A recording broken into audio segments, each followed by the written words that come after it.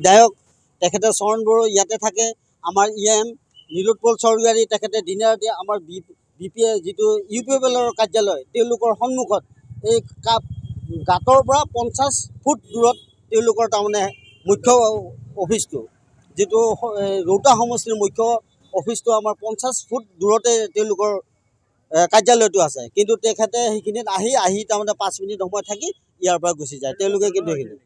তেওঁলোকক আমি জনোৱা হৈছে, তাৰপিছত আমি বালিৰ কুঁৱৰীৰ মহলদাৰসকলকতো জনোৱা হৈছে, তেওঁলোকে কৈছে আমাক কোনো ধৰণৰ হেৰি কৰা নাই।